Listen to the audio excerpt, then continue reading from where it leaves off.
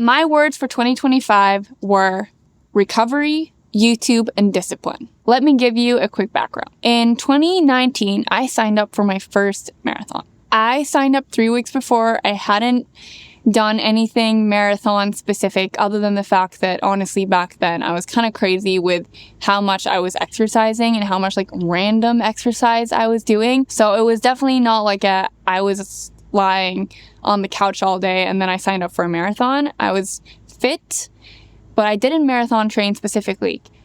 Still, I ended up winning my first marathon, running a 3:05, and this was in a hilly city in Norway called Bergen. And it totally changed my life because I realized that I had a talent for long distance running. And at that point in my life, I really wanted to just see how good I could get if I gave the sport everything I had. So what I did was that I researched a bunch of coaches and I found myself a coach because at that point, I had no clue what I was doing. So that was a very smart move. And I have a whole video about this. So make sure you check out that if you want to learn more in depth about this story. Then I trained specifically for the marathon. And I ramped up mileage super quickly. And in November 2019, I ran my second marathon and I ran a 2:46 marathon. But I also had this dream of being an entrepreneur. I just finished my undergrad degree in business. And I wanted to get my MBA in the US to pursue my entrepreneurial dream in the US. But I didn't know exactly what I wanted my business to be in. And I was working for a startup because I wanted to start something of my own to get that experience and to really understand if this was something for me. And I was also applying for my MBA in the US and I was 21 years old. So I was very inexperienced and it was a lot. Training for marathons, as you guys who are also training for marathons know, it's a lot. And especially when you're working full time. And in addition, I was a running instructor because I just kept on adding things to my to-do list. I'm a little bit too ambitious. Then I moved 2 years later to San Diego to pursue my MBA and to launch my protein muffin company because at that point I had learned so much about nutrition through working with registered sports dietitians, and I realized that there's just so little information about nutrition, and I wanted my business to help educate people on how to fuel properly and to feel better. That's really my mission. That's why Satisfied, which is the name of my startup, our slogan is chasing a feeling. Fast forward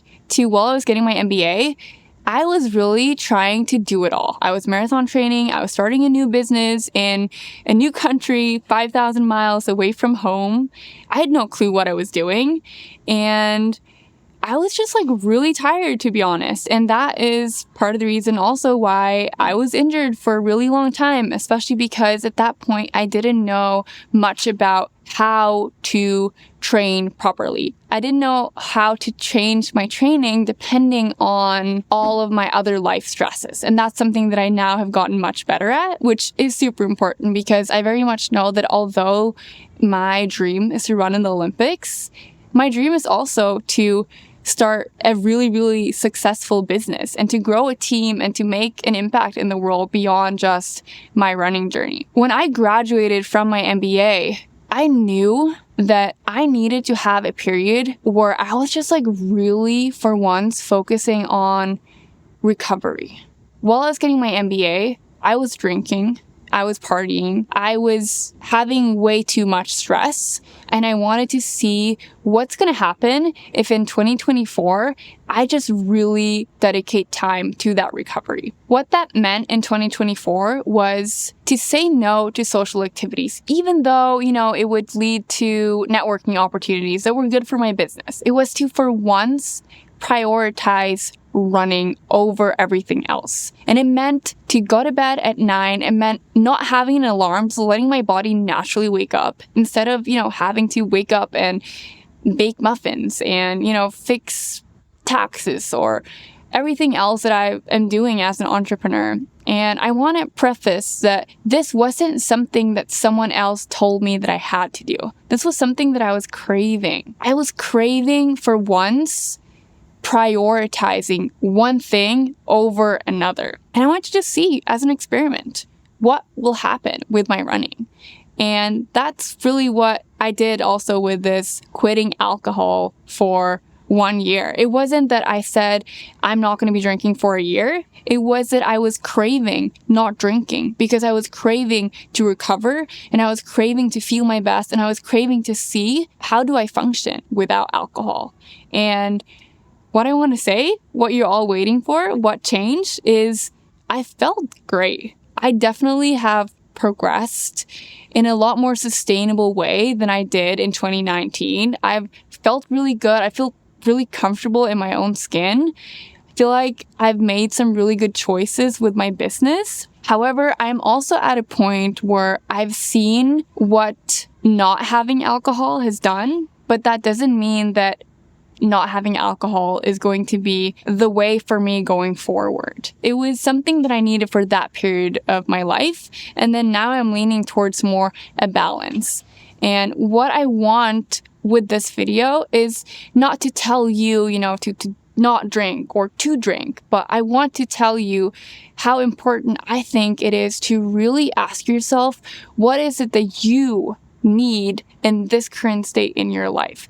That might be not drinking because you are realizing that alcohol isn't what you're craving. But that also might mean actually drinking because you need more balance. You want to take the pressure off your fitness goals. And I think that we get so caught up in, what is right, or especially here in the US, it's all about what is the best thing for recovery or the best thing for XYZ, instead of just really leaning into what is it that I want. And even with science, if you look at science is based on a population. It's general. It's not about you. You might be an outlier or you might be the general population. And that's why I think experimenting in all areas of your life, not just with alcohol, but with nutrition. What is it works for you? What sleep schedule is it that works for you? Is it going to bed early or is it going to bed late and then waking up late?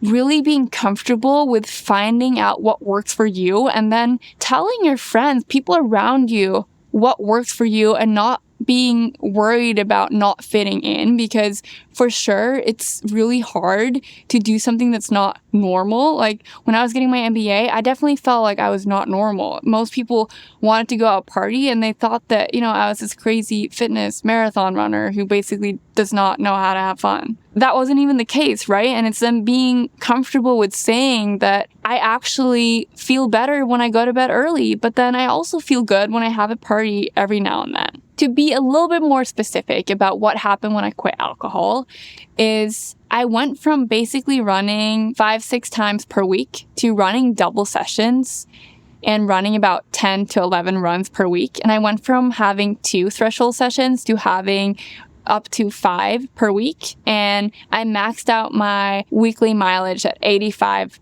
miles. I've had the best sleep I've ever had, but I've still been tired and I've still overdone my training at periods. And it's still not like everything is just magically been fixed.